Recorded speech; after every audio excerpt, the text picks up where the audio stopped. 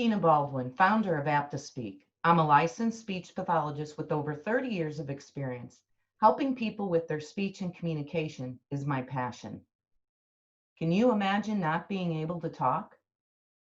It's something we all take for granted, the ability to communicate with others through speech.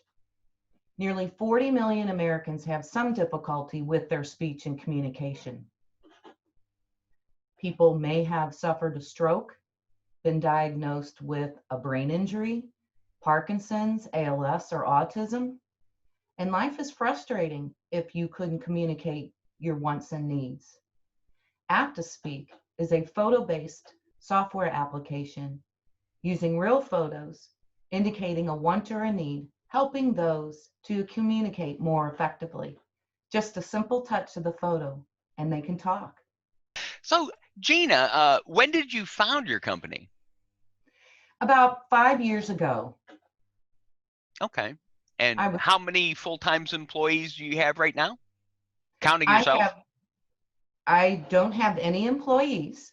We are self-funded right now. I have 5 independent contractors that help me with various things involving the company. And that would be, I have an independent web developer, software developer that's been with me since inception of developing APP2Speak.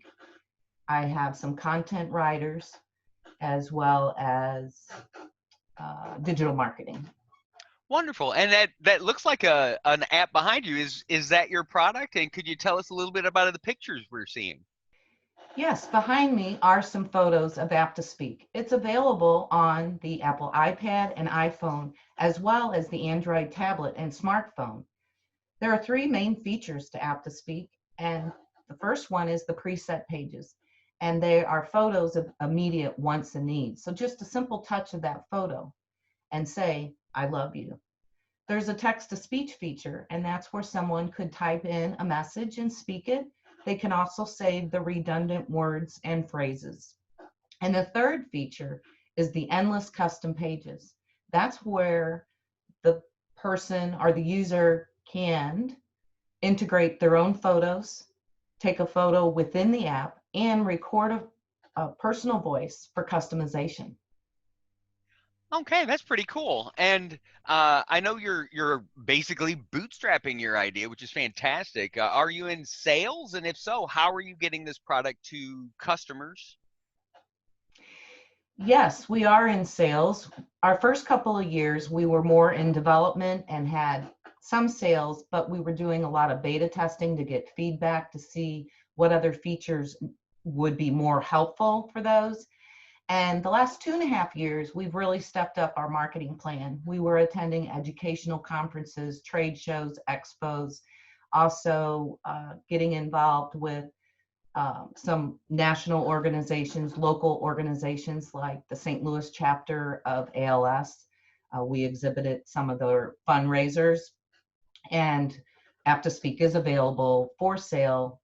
You can download it at the Apple iTunes Store or the Google Play Store. Oh, okay, awesome. So you've got your sales and distribution channel in place, and you've got a marketing plan that you're moving ahead with. Let's go back and talk a little bit about business. Have you worked with any of the, starting a tech startup is complicated and difficult, even if you are an industry expert like yourself. What kind of industry organizations or support organizations have you used, and where are you at with that? So I was introduced to Venture Cafe and had met some people through Venture Cafe and networking.